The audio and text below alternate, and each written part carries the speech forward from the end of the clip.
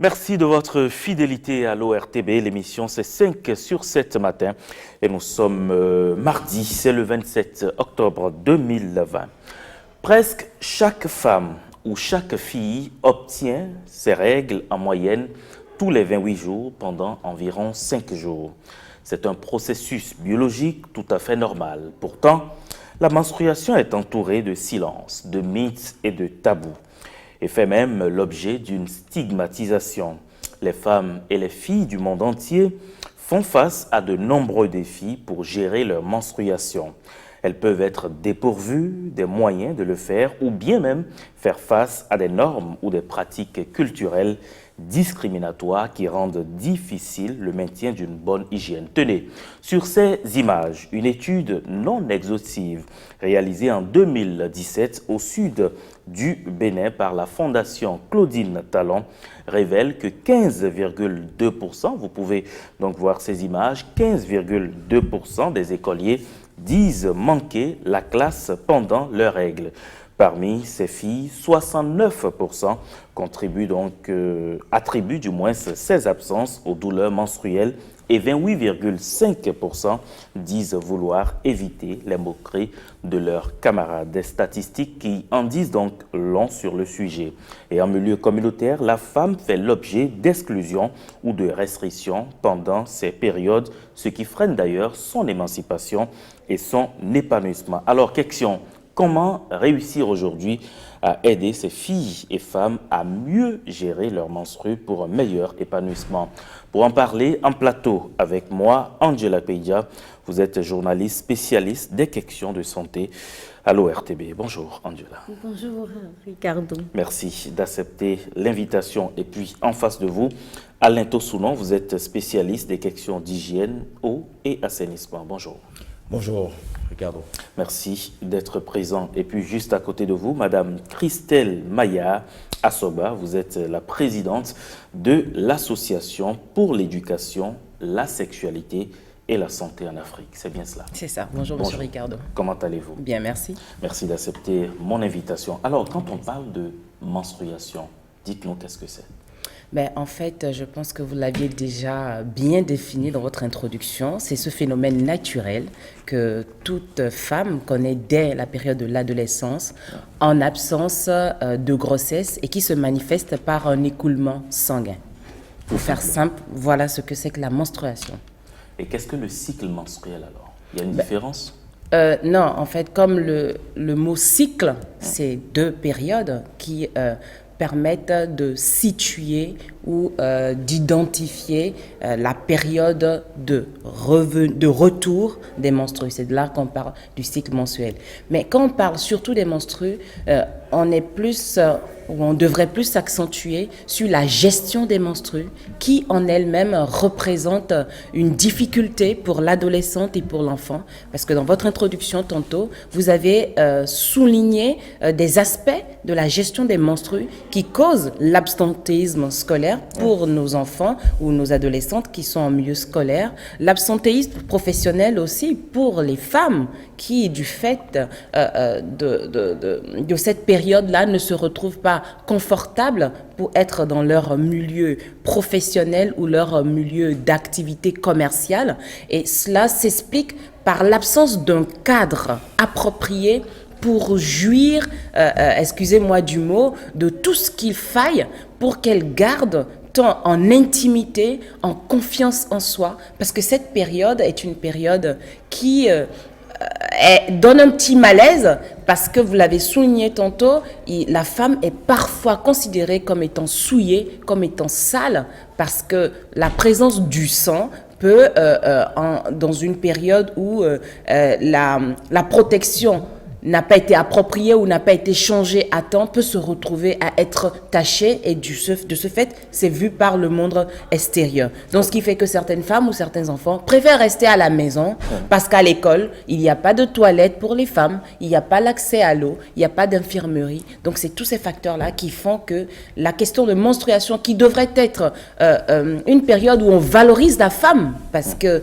c'est En absence de menstruation ou quelqu'un qui n'a pas eu la menstruation normalement ne devrait pas pouvoir concevoir. Donc l'apparition des menstrues chez l'enfant ou chez l'adolescence marque en fait cette période de sa vie où elle entame sa vie reproductive. Très bien. Nous allons parler suffisamment dans un instant d'ailleurs de la gestion qui doit être faite de la menstruation chez les femmes. Mais Angela, dites-nous, quels sont les symptômes ou les troubles qu'on peut avoir chez les filles ou chez les femmes quand on parle de menstruation, quand on parle de règles? En fait, moi je pense qu'avant d'aller vers la gestion de l'hygiène menstruelle, il faut bien comprendre ce que c'est que les règles et valoriser la femme par rapport à ça. Parce que en réalité, les règles, ce sont à l'âge de la puberté. Donc à partir de la puberté, l'utérus de la femme va commencer à s'apprêter à recevoir un ovule et l'œuf, en fait. L'œuf qui est la fusion de l'ovule et du spermatozoïde. Chaque mois, cet utérus-là va s'apprêter à l'avoir. Mais lorsque il n'y a pas d'œuf, il n'accueille pas d'œuf, c'est en ce moment-là que le lit douillet qu'il prépare donc à cet œuf en sécrétant beaucoup plus d'endomètre, il va s'écouler sous forme de sang, donc à travers le sexe de la femme. Et c'est pour cela qu'on dit que ce sont les règles, les menstrues qui font de la femme, de la fille, une femme. Donc c'est ça qui va lui permettre en fait de pérenniser l'espèce humaine, donc de lui permettre d'aller vers la procréation. Donc lorsque vous n'avez pas les menstrues, c'est justement un gros problème. Et lorsque le cycle menstruel que vous avez demandé de définir tout à l'heure, c'est que chaque mois, ce processus-là va se mettre en place à un moment, disons, X du mois. Donc, à chaque fois, s'il n'y a pas de grossesse, il n'y a pas d'œuf dans l'utérus, il y aura un écoulement sanguin qui sera, disons, les règles. Et le cycle varie, c'est souvent 28 jours, 30 ou 32 jours. Donc, pour revenir maintenant à la question que vous m'avez posée, donc, il y aura parfois des spasmes pour laisser sortir ce sang-là. C'est pour ça que certaines femmes vont souffrir de douleurs, vont avoir des douleurs. Il y a d'autres qui vont avoir des genres de vomissements. Ou bien la nausée, des choses comme ça, ou bien même la température, les maux de tête. Il y en a qui vont avoir mal au niveau de la hanche. Et voilà un peu les symptômes. C'est pas des symptômes, mais c'est des manifestations. Que je rappelle bien que les règles, les menstrues ne sont pas une maladie, c'est un phénomène naturel qui va permettre à la femme, en fait, de participer. Sans les règles, votre maman n'aurait pas pu vous avoir. Et donc, je ne sais pas pourquoi le sang des règles est considéré comme impur. Et donc, à la différence du sang qui peut s'écouler de vos veines, le sang qui s'écoule du sexe de la femme est beaucoup plus considéré comme un sang impur, un sang qui a une odeur peut-être fétide. En tout cas, quand les femmes sont dans cette période-là où elles ont cet écoulement, leur dignité est bafouée. À bien des écarts. Mais pourquoi justement elle trouve très bien la transition? Pourquoi il y a toutes ces considérations, selon vous, Alain Tossounon, sur les femmes par rapport à leur menstrues? Non, c'est la société qui considère ça comme étant de l'impureté. Donc je crois que, et puis cela, de génération en génération, on a toujours considéré que, effectivement, lorsque la femme elle est dans cet état-là, elle est impure et donc elle est rejetée même, elle est exclue. Parfois, dans certains milieux, elle n'a plus le droit même de préparer pendant cette période-là. Oui, parce qu'on considère qu'elle est impure. Et puis, même son homme, pendant cette période-là, elle ne s'approche pas de son homme. Donc, je crois que c'est un ensemble de mythes, de traditions, des us et coutumes. C'est des croyances qui sont là. Et parfois, même dans la religion, bon, on considère que cette femme, elle est impure. Donc, je crois qu'aujourd'hui, c'est contenu, notamment, il y a cette dimension-là culturelle, de pesanteur socio-culturelle, mais vous avez cette dimension de santé, parce que quand la période est mal gérée, c'est pourquoi on parle de gestion maintenant, parce que bon, cette période-là, il faut la gérer. Il faut la gérer parce que il faut bien, pendant donc que la jeune fille ou la femme donc traverse cette période-là, qu'elle puisse gérer cela avec beaucoup de soins pour éviter donc des conséquences sur le plan donc sanitaire. Donc vous avez des conséquences sur le plan psychologique, parce que la jeune fille, même lorsque cela survient en classe, il y a des railleries, il y a des moqueries de ses camarades de classe qui ne comprennent pas en fait que c'est une transformation biologique qui est naturelle. Est-ce que vous voyez? Donc, je crois que là, il faut travailler là-dessus, mais également, il faut aider la jeune fille et même la femme en communauté, donc à pouvoir gérer de façon hygiénique cette période-là, justement, parce qu'elle a besoin de l'eau, elle a besoin donc de toilettes, tout simplement parce qu'elle a besoin d'intimité pour pouvoir changer ses couches, mais elle a besoin aussi d'avoir donc ces couches-là, ce qui n'est pas souvent disponible dans nos écoles, mais également mais dans les universités également. Donc, parce que cela ne prévient pas. Ça ne vient pas à effet de surprise. L'enseignant, par exemple, dans la classe, lui, n'est pas préparé.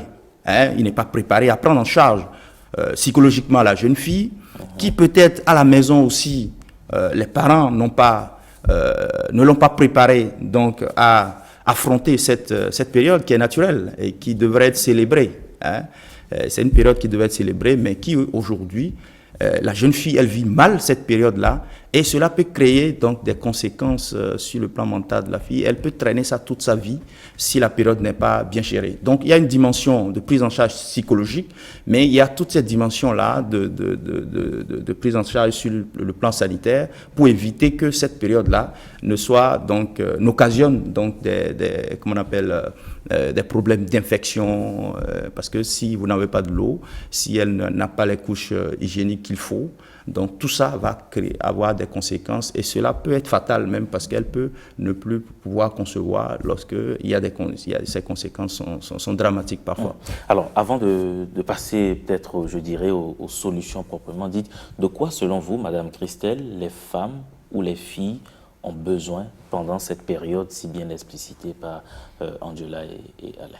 Je pense qu'Angela et Alain quand même ont brossé déjà cet aspect-là, puisque si on est dans le cadre du milieu scolaire ou estudiantin, il est important que non seulement l'enfant ait l'information nécessaire, mais les services appropriés. Donc l'information nécessaire, c'est qu'on soit suffisamment prévenu et convaincu soi-même que l'arrivée des menstrues, c'est quelque chose de normal. Et du fait que ce soit normal, on s'y prépare. Et s'y prépare demande à ce qu'on puisse avoir la capacité de choisir le matériel approprié, donc comme on dit usuellement les couches, et que si on est à l'école, qu'on puisse avoir un cadre qui nous permette de changer ces couches-là de manière discrète, à l'abri des regards des autres, et que si par mégarde il arrivait qu'on se retrouve à être taché, qu'on puisse se rendre propre. Et quand on a des douleurs au ventre, ou qu'on se sente bizarre, parce qu'on dit souvent quand nous avons les menstrues,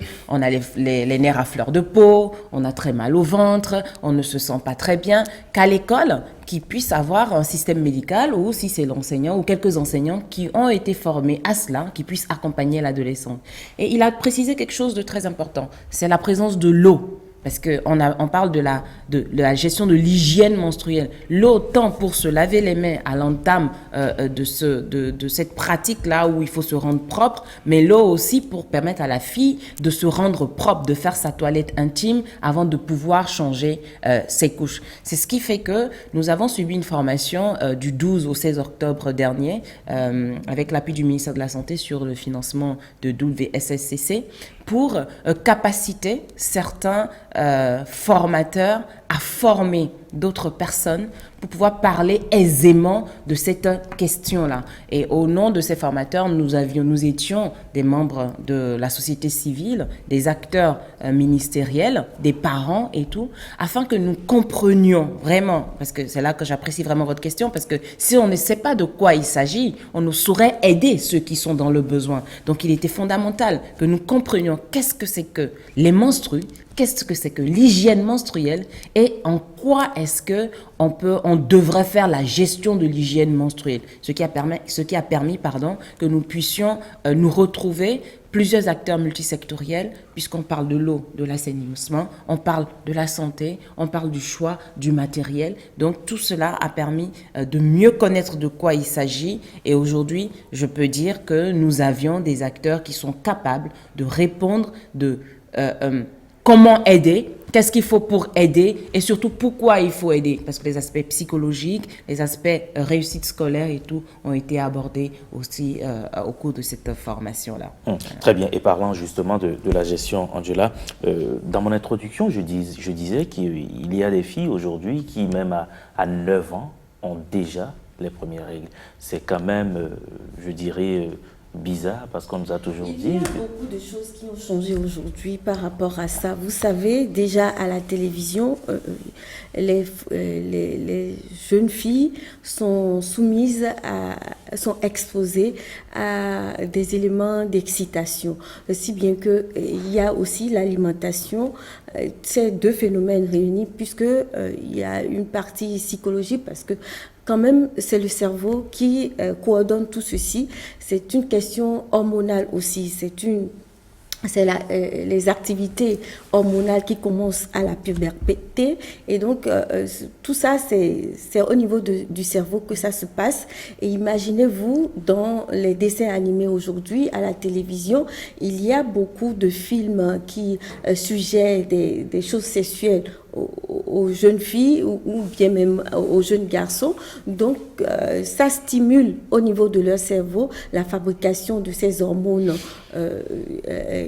sexuelles qui vont très tôt conduire la jeune fille à avoir les règles, les menstrues. Et après, il faut gérer effectivement les menstrues. Je vais vous dire pourquoi il est très important d'avoir une hygiène menstruelle. Voyez-vous, tout à l'heure, on a dit que lorsqu'il n'y a pas un œuf dans l'utérus qui se prépare à avoir cet œuf va sécréter ce qu'on appelle endomètre. Et c'est lorsque l'œuf n'arrive pas que l'endomètre va s'écouler du sexe de la jeune fille à travers du sang. Donc, ce sang-là, si vous voulez, c'est un terreau pour les microbes. C'est-à-dire que ce sang va permettre aux microbes de se développer, de se multiplier. Donc, à ce moment-là, c'est très important pour la femme d'avoir une hygiène intime correcte pour pour ne pas être sujet à ces infections-là.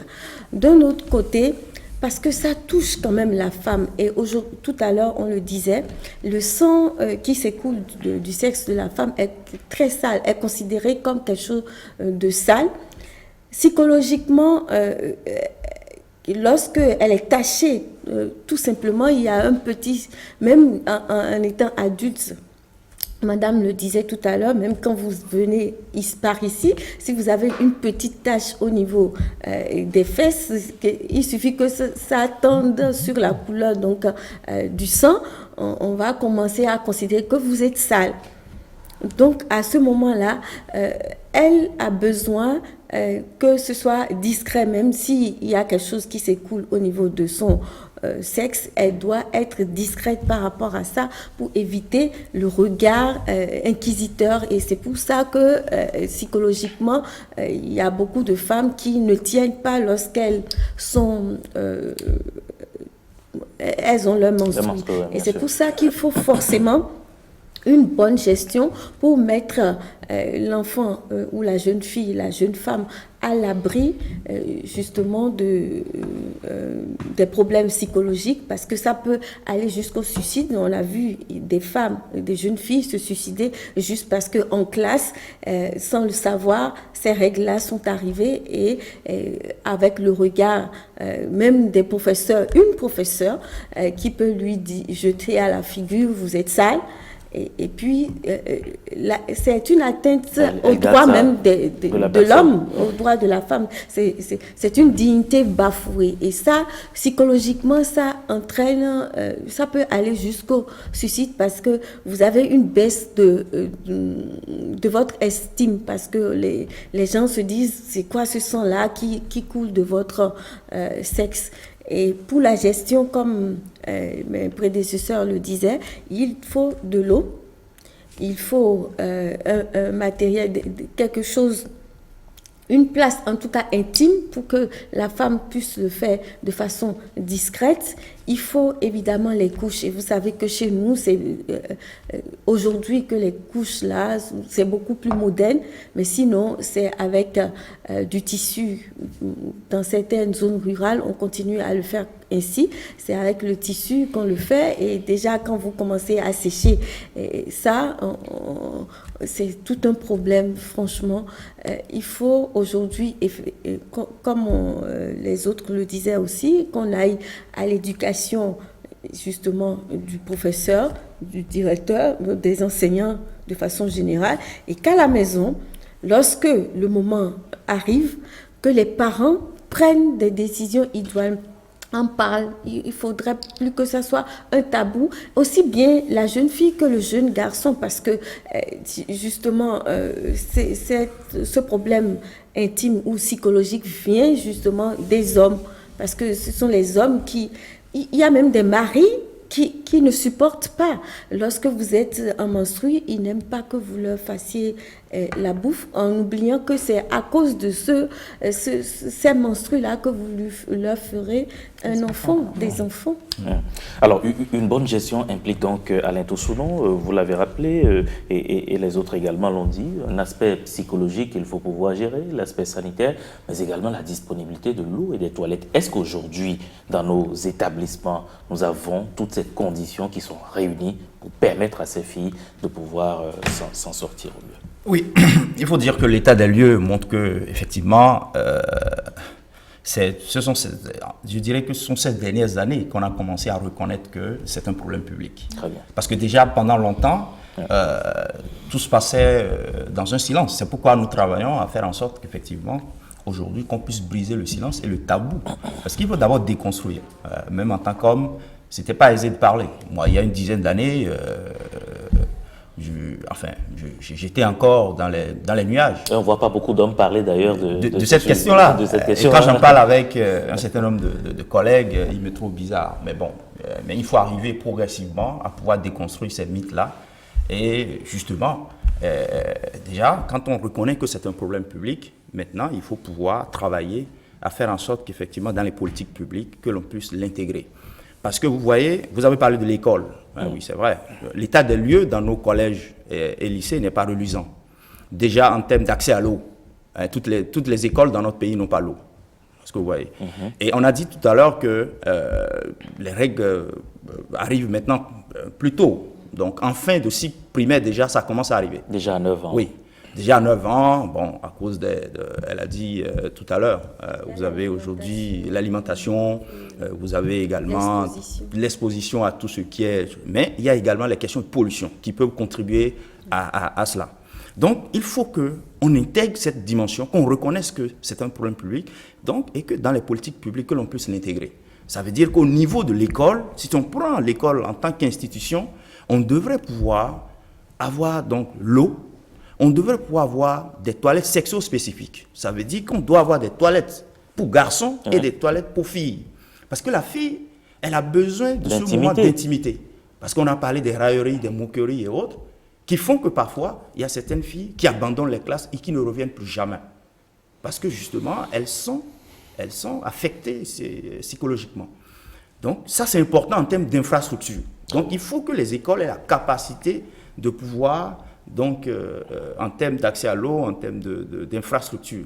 Mais il y a également la connaissance et l'information qu'il faut apporter d'abord. Parce qu'il faut déjà aussi apporter aux camarades, c'est-à-dire aux garçons comme aux filles, leur apporter l'information. Ça veut dire qu'il faut introduire dans les curricula d'enseignement la question de l'hygiène menstruelle. Il y a beaucoup d'ONG qui le font déjà, mais les expériences restent éparses. C'est-à-dire qu'aujourd'hui, le problème qu'on a, c'est que vous avez beaucoup d'ONG qui mènent chacune de leur côté des activités, qui ont des expériences. Je crois l'année dernière, à l'occasion du dialogue qui a eu lieu sur la gestion de l'hygiène menstruelle avec le ministère de la Santé, accompagné par le WSCC, on a compris qu'il y a des expériences vraiment formidables. Mais il faut une coordination. C'est-à-dire, et il faut un guide qui permet de dire, si on veut aborder la question, voilà comment on parle avec la jeune fille.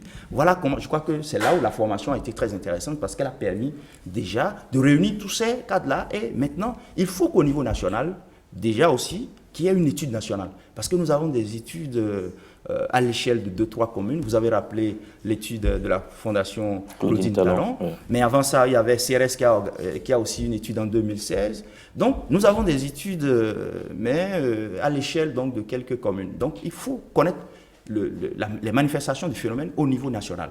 Donc ensuite, introduit dans les curricula d'enseignement la question, donc apporter l'information, faire comprendre à la fille, bon voilà, c'est tout à fait naturel d'avoir ça, faire comprendre au garçon qu'il n'a pas le droit, il faut travailler son mental pour qu'il comprenne qu'il doit comprendre, c'est ça la différence entre comment on appelle, la morphologie ou comment on appelle de la jeune fille, c'est ça. Et lorsqu'on aborde la question de la puberté, et le jeune garçon doit comprendre pendant que sa voix devient beaucoup plus rock et autres, la fille, elle, bon, ça se manifeste autrement.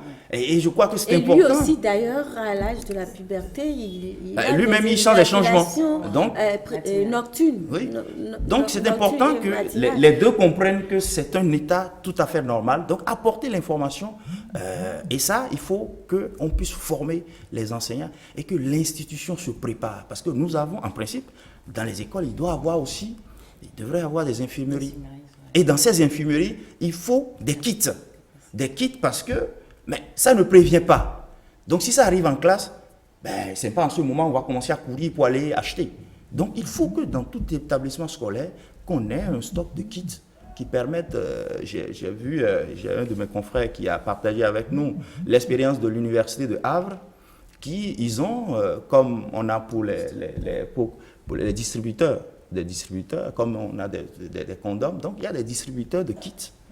Donc, lorsque ça survient à l'université, que tout de suite, on a cherché. On n'en a malheureusement pas encore. Oui, mais je pense qu'il faut qu'on y arrive progressivement. C'est important d'y arriver. Mais à côté de tout ce que Alain vient de citer, parlant des politiques publiques et tout, on sait que les enfants, les filles, passent le clair de leur temps à l'école.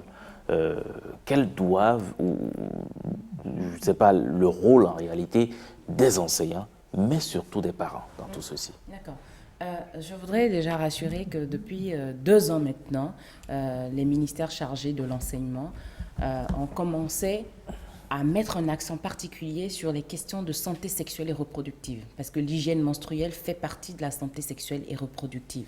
C'est vrai qu'il est important aujourd'hui que la gestion de l'hygiène menstruelle ressorte comme étant une priorité. Alain l'a dit tantôt, il faudrait que dans les politiques public, qu'on ressente une priorisation de la question de la gestion de l'hygiène menstruelle. J'insiste là-dessus parce qu'une chose est qu'on parle de l'hygiène menstruelle, qu'on brise le tabou, le silence autour des menstrues, mais une chose est qu'on crée un environnement favorable pour la gestion de l'hygiène menstruelle.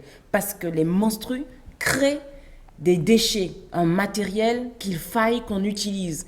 Tant on utilise des couches réutilisables qu'on utilise des couches jetables, cela demande un cadre approprié pour que cela puisse être, rangé, si je peux parler en ces termes. Donc vraiment, je pousse un cri de cœur au nom de tous les acteurs du monde de la santé pour que les politiques prennent en compte ce phénomène, comme l'a dit Alain, qui est un phénomène de santé publique et qui nuit gravement à la santé tant des femmes que des hommes, parce qu'aujourd'hui, on parle de plus en plus de gens et il n'y a plus un problème qui soit spécifiquement homme ou femme, mais c'est la solution ou l'intérêt qui est apporté, qui varie suivant que ce soit un homme ou que ce soit une femme. Donc il est vraiment important qu'on travaille à cela et qu'on prenne cela vraiment en compte. Figurez-vous qu'il existe la journée mondiale de la célébration des menstrues, mais cela ne fait pas tant écho que la journée mondiale de la jeune fille ou la journée mondiale de la femme.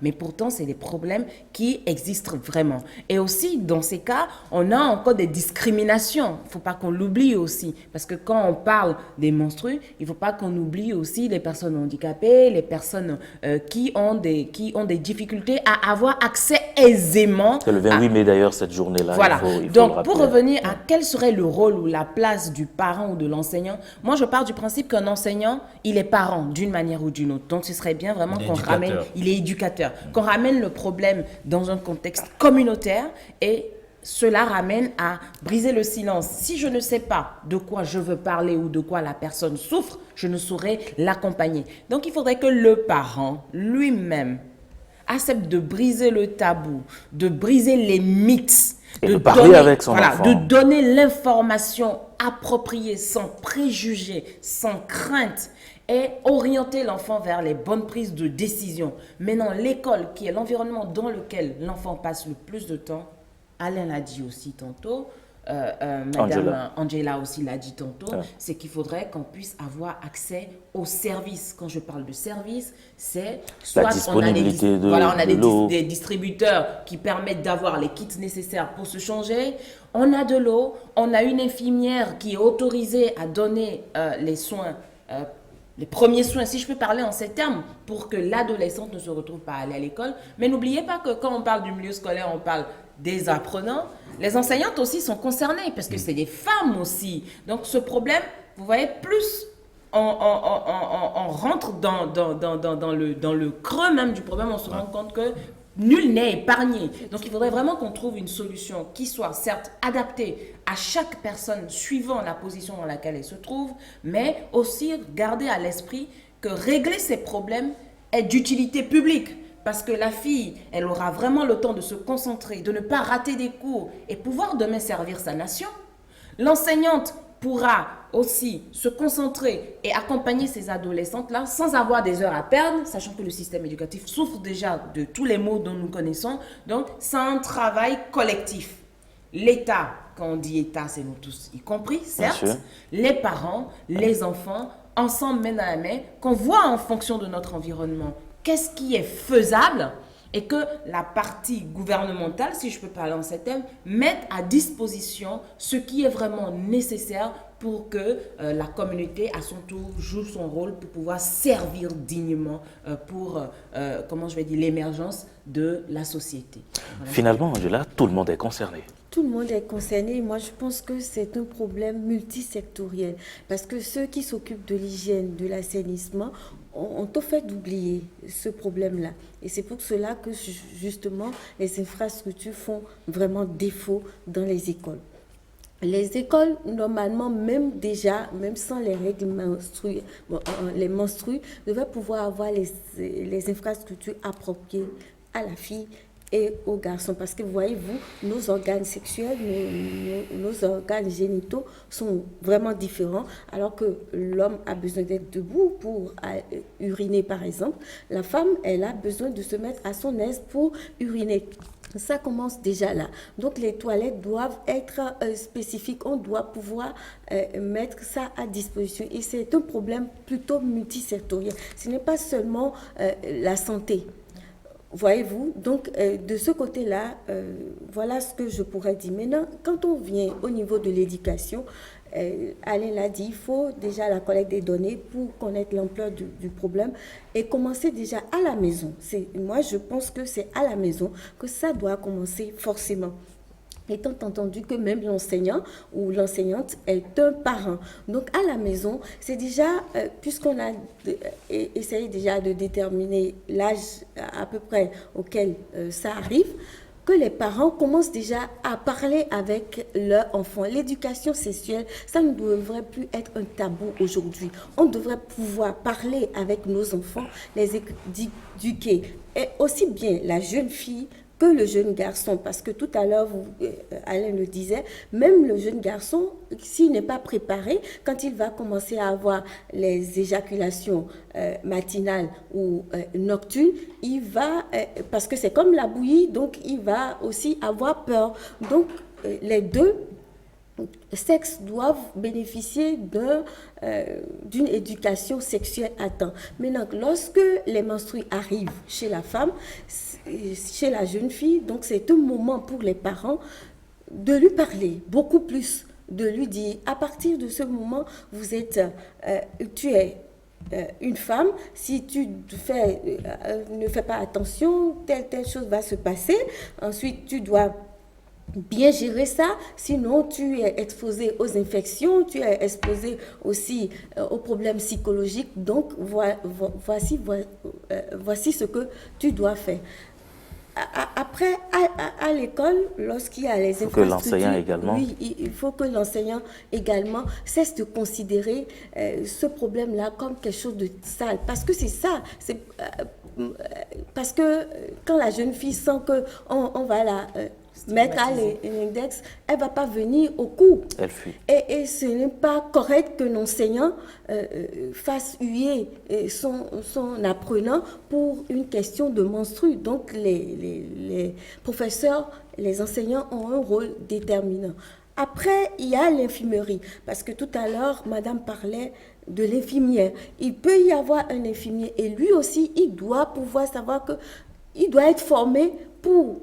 C'est comme, pardonnez-moi, quand je parle du harcèlement sexuel, vous savez, tous les avocats peuvent prendre ça en charge, mais la personne qui est formée dedans va savoir comment on pose des questions à la personne qui a subi, à la victime. Donc, dans ce cas-là, la jeune fille, elle n'est pas une victime, mais psychologiquement, il faut savoir comment la prendre. Donc, ces infirmiers-là, où ces infirmières doivent être formées dans ce cas précis pour la gestion des menstrues. Donc, voilà comment moi je vois la chose. Oui, Alain. Oui, je pense qu'on est sur... On a encore pratiquement 5 minutes. Oui, Maurice Santon est déjà là. Oui, on est sur... Moi, je vais féliciter les autorités centrales parce qu'on est... On est maintenant sur le droit chemin. On est sur le droit chemin et il faut se féliciter que cette question aujourd'hui soit aujourd'hui une priorité. Je crois qu'on a suivi la directrice adjointe de cabinet à l'ouverture de cet atelier de formation des formateurs qui a dit clairement que le gouvernement s'est engagé effectivement à intégrer la gestion de l'hygiène menstruelle dans les politiques publiques. Donc, et je crois que à l'occasion, à la fin de cet atelier, je crois que les différents acteurs institutionnels comme les acteurs de terrain donc, qui proviennent des ONG ont absolument donc, félicité le gouvernement pour cet engagement qui a été pris. Donc il faut qu'on y aille maintenant. On a tracé le chemin. Maintenant, de quoi avons-nous besoin?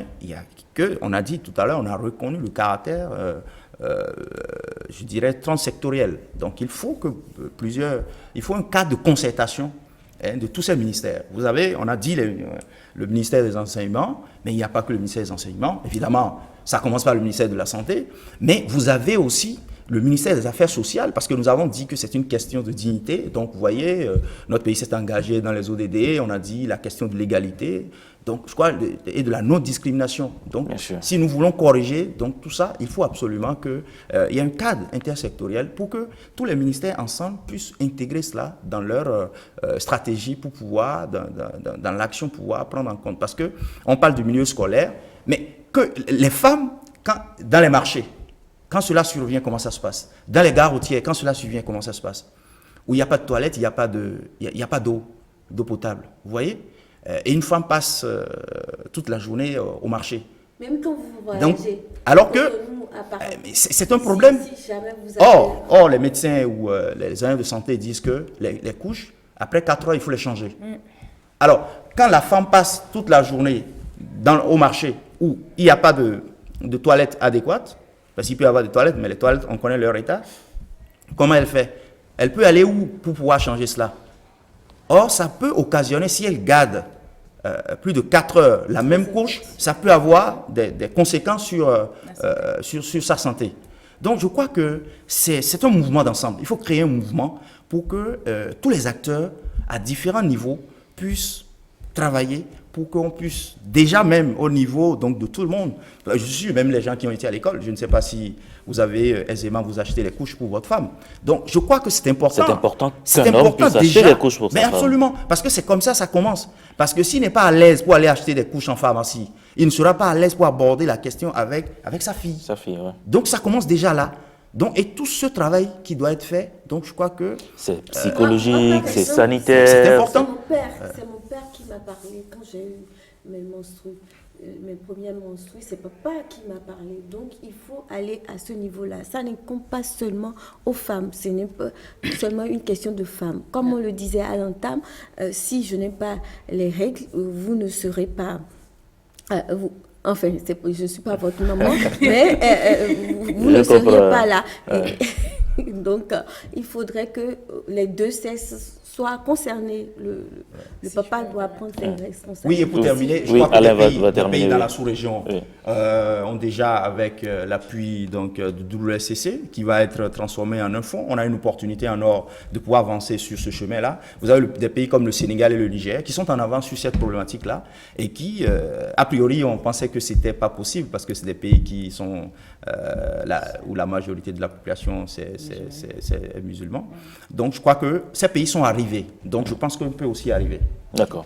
Oui, madame. Si je peux me permettre, en faisant référence à la formation que nous avons suivie, les participants à la formation ont souhaité quand même que tous les points focaux genre de tous les ministères donnent les moyens de s'approprier de la démarche qualité de gestion des menstrues et d'en faire une promotion. Nous avons recommandé aussi la prise en compte de la gestion de l'hygiène menstruelle dans les programmes et curricula d'enseignement primaire, secondaire. Très important. Nous avons recommandé aussi la prise de dispositions légales et réglementaires protégeant l'adolescente et la femme pendant leur menstrue en milieu scolaire ou en communauté. Il a été recommandé aussi la prise de dispositions pour démultiplier la dite formation afin que nous ayons un grand nombre de personnes aptes, adaptées pour pouvoir continuer la formation des formateurs. La création aussi d'un cadre de concertation interministériel mais incluant les organisations de la société civile, afin de débattre de la question de la gestion de l'hygiène menstruelle pour son intégration dans les politiques et stratégies de développement du Bénin. Et pour finir, l'élaboration d'un guide opérationnel de mise en œuvre de la stratégie nationale de promotion de l'hygiène et de l'assainissement de base qui prennent en compte tous les différents paramètres liés à une bonne gestion de l'hygiène menstruelle. Donc je tenais quand même à ce qu'on puisse se faire entendre. Il faut que les parents prennent ce problème-là à bras-le-corps. Tout ça, c'est institutionnel, ça va venir. Mais il faut commencer par l'éducation à la maison. En attendant, il faut que l'éducation sexuelle soit remise au bout du jour. Un travail est fait par rapport à ça. Que les parents reprennent ça en main. Parce que c'est d'abord les parents. C'est pas facile pour la jeune fille déjà d'aller vers son enseignant ou l'infirmier pour en parler. D'accord. Donc, si elle était préparée, par exemple, depuis la maison, elle n'éprouverait aucune gêne après lorsque ça va venir. Donc, les parents ont d'abord un rôle à jouer. Il faut que l'éducation sexuelle ne soit plus un sujet tabou. Mais allons dans le même sens, je pense que on va finir là, on va finir. Un grand travail parce que le dialogue parent-enfant, c'est au quotidien et il faudrait qu'on encourage les parents à pouvoir en discuter, mais que eux aussi, ils aient la bonne information parce que c'est ça qu'on oublie. Le parent ne peut que transmettre ce qu'il a. Et s'il a reçu une mauvaise information, il va continuer à transmettre la mauvaise information. Oui, mais aujourd'hui, les chefs d'entreprise, les chefs d'entreprise, on a parlé donc des acteurs publics, mais les acteurs privés dans les différentes sociétés. Quand vous allez dans une entreprise, ce n'est pas toujours évident d'avoir des toilettes qui sont adaptées. C'est ce que Donc je il faut fais. faire en sorte qu'on ait des toilettes pour les femmes, qu'on ait des part. toilettes pour les hommes. C'est très important. Merci. Alain Tosoulon, spécialiste des questions d'hygiène, eau et assainissement. Merci d'être passé. Angela Peya, journaliste spécialiste des questions de santé à l'ORTB. Merci. Et puis, Madame Christelle Maillard Assoba, vous êtes la présidente de l'Association pour l'éducation, la sexualité et la santé en Afrique. Merci beaucoup. Vous me passez votre siège là? Non, vous restez en place. Maurice Tantan, 5 minutes ou 10 minutes ou 10 minutes si vous voulez. Oui, passez-moi votre siège très rapidement. Vous passez juste derrière la caméra. Maurice Tantan, venez. On a adressé également une question aux internautes. À 13 ans ou à 9 ans, votre fille a ses premières menstrues. Alors dites-nous, comment l'accompagnez-vous à avoir une gestion menstruelle saine et sécurisée? C'était la question du jour. Bonjour Maurice Tantan. Bonjour Ricardo Loïc-Pécou, bonjour Alain, bonjour Angela, bonjour à tous et bonjour à toutes. C'était donc la question du jour, vous venez de le rappeler Ricardo Loïc-Pécou, et c'est une question du jour qui a suscité quelques commentaires sur la toile, sur Facebook, mais également sur Twitter ce mardi matin. Et ce qu'il faut retenir, c'est que la totalité des internautes qui ont réagi sont des hommes, sont des personnes de sexe masculin, et étonnamment, ils disent que c'est à la maman, à la mère de la fille de prendre la responsabilité de cette éducation-là. C'est ce qu'il faut retenir globalement des commentaires qu'on a pu recevoir ce matin. Et je vois que généralement les hommes ils se dégagent de cette responsabilité-là. Kadri Mohamed nous écrit sur Facebook que l'accompagnement peut se faire de deux manières, soit par la méthode ancienne de couches à toile lavable, ou en lui procurant des couches en pharmacie.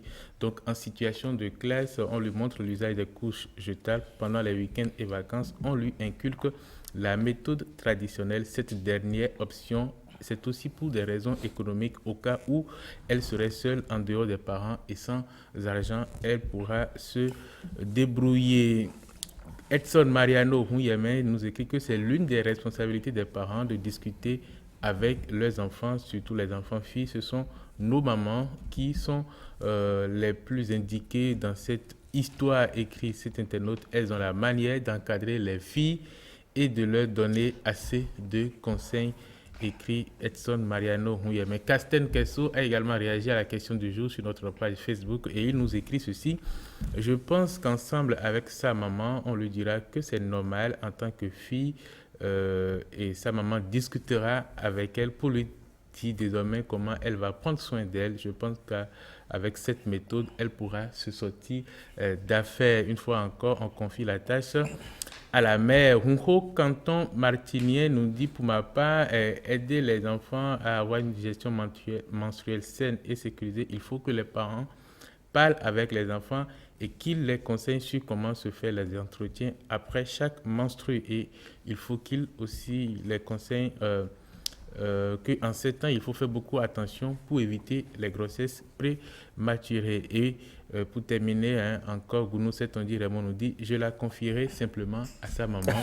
Elle pourra mieux l'instruire dans ce domaine. Et je pense que ça donne à peu près une idée de la façon dont les gens abordent ce sujet. C'est un véritable problème. Exemple. Ce n'est pas normal. En tout cas, moi, par exemple, c'est mon papa qui m'a parlé lorsque j'ai eu mes premières règles. Et ensuite, bizarrement, avec ma fille, moi, je lui avais déjà parlé de tout cela. De tout ça. Mais malheureusement, elle était en vacances avec son père. Et moi, j'avais déjà tout fait de mettre un paquet de couches hygiéniques dans sa valise, et j'avais pris le soin d'appeler son papa et de lui dire, tel que je vois les choses, j'ai bien l'impression que ma fille, elle va avoir si. Mais arrivé là-bas, c'est son père qui lui a parlé. Donc, les hommes, écoutez, vous faites l'amour avec nous. Bon. Et quand on est en menstru, je regrette de le dire comme ça, vous n'aimez pas vous approcher de nous. Ça, c'est un autre débat. Mais sachez que vous devez pouvoir en parler. C'est ça qui fait la femme. C'est un problème hormonal, c'est parce qu'il y a l'œstrogène et la progestérone qui commencent à être fabriqués que nous avons les règles. Donc, c'est pas quelque chose d'impur. Je suis sûr que les internautes ont compris. Oui, je crois que ça montre qu'on a encore du travail. Parce ouais. qu'il faut également que les hommes comprennent qu'effectivement, que les jeunes garçons comprennent également. Les hommes, c'est une responsabilité aussi.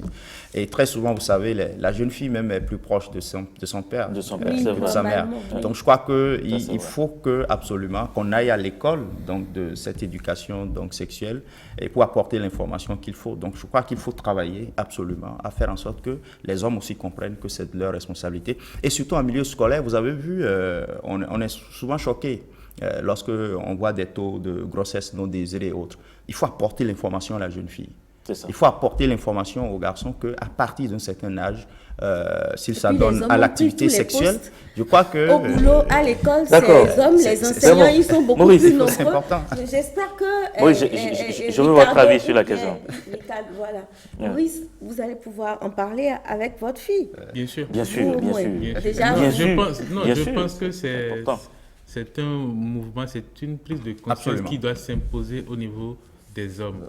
La question de l'éducation sexuelle ne doit pas seulement être réservée au moment enfin, la question de la gestion menstruelle, si on veut s'en tenir à ça, ne doit pas seulement réservée aux mamans, aux mères. Donc les parents hommes, donc le papa doit aussi pouvoir intervenir. C'est très important parce que je pense que souvent même la jeune fille a du mal à aller vers sa maman pour discuter de ça. Et elle se confie à son père. Et si le père n'est pas préparé, n'est pas disposé à discuter de ça avec elle, ça risque d'être encore plus compliqué. En tout cas, je sais De que... toutes les façons, il Oui. faut comprendre que sur le plan Angela, scientifique, c'est bon. nous sommes vraiment égaux. D'accord. Chacun a ses liquides qui sortent. D'accord, Donc, merci. il Merci faut pas Angela, discriminer. merci d'être passé. Alain, merci, bonne journée. Boris, merci.